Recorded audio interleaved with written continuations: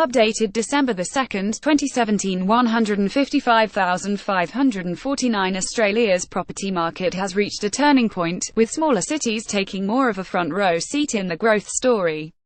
Key points: Canberra 0.9%, Hobart 0.6% and Melbourne 0.5% were the best performing capital cities in November. Sydney 0.7% and Darwin 0.4% were the cities with the steepest property price drops last month. Median dwelling prices: Sydney $904,041, Hobart $398,093 and national $546,694. CoreLogic's monthly figures show the capital cities with the biggest property price increases in November were Canberra 0.9% and Hobart 0.6%.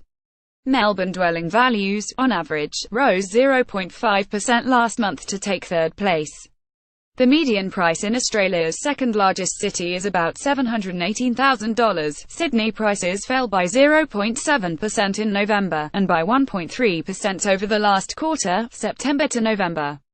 But buyers should not get too ahead of themselves, as Sydney is still the most expensive property market by far, with a median price of about $904,000. The only other capital city which saw its property prices drop was Darwin, 0.4% in November, and 5.5% in the last year.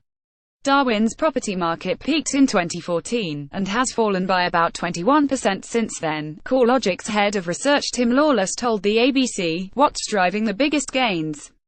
Hobart was the best performing housing market by far, with prices up by 3.3% in the last 3 months, and 11.5% over the last year." When asked why, Mr. Lawless said it was sheer affordability of housing which drove the Tasmanian capital's gains. The typical price of a house in Hobart is about $420,000 versus over $1 million in Sydney. But when apartments are factored in, the median dwelling values in Hobart and Sydney are $398,000 and $904,000 respectively. Buying power is much more substantial in Hobart, especially if you're cashing out of Melbourne and Sydney, he said. People's money goes a lot further in Hobart, and there's a renewed trend towards buying into lifestyle markets. Also, the rental market is strong, with yields here much higher compared to other capital cities, which attracts more investment. Canberra's housing values gained 10.6% over the last year, beating the national average of 9.2%. Its property prices also lifted by 0.9% in November, the highest of any capital city, and 1.3% in the last 3 months. As for the reasons behind Canberra's gains, Mr. Lawless said it was due to reasonably strong jobs growth and public sector wages growth outperforming the private sector, since the nation's capital has a high concentration of public service roles. A tale of two cities: Melbourne beats Sydney when it comes to housing prices. Melbourne has beaten Sydney. Melbourne prices lifted by 1.9% over the last quarter, and by 10.1% in the last year. In comparison, Sydney property prices fell by 1.3% in the last quarter. But on a yearly basis, Sydney prices increased by 5%, which was just half of Melbourne's annual gain. Tightening lending conditions are also behind Sydney's downturn, as it is feeling much sharper and more immediate effects compared to other cities, Mr. Lawless said. He attributed that to the higher concentration of investor housing purchases in the nation's largest city.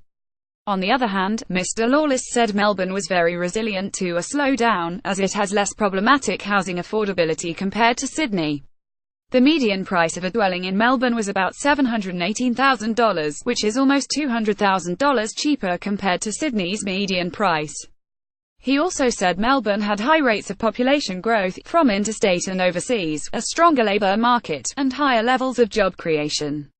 Regional property trumps Perth, Adelaide and Brisbane. It also appears the Perth market has begun to recover, as housing prices lifted by 0.3% in the last 3 months.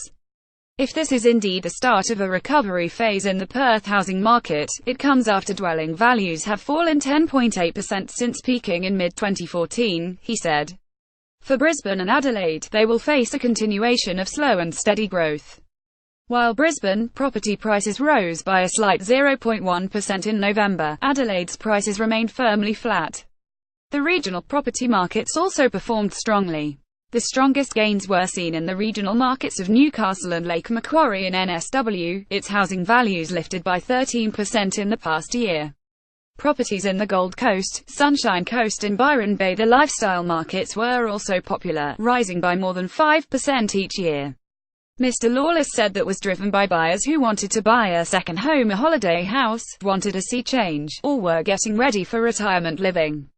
Topics: housing industry, economic trends, business economics and finance. Australia first posted December 1, 2017 170,436.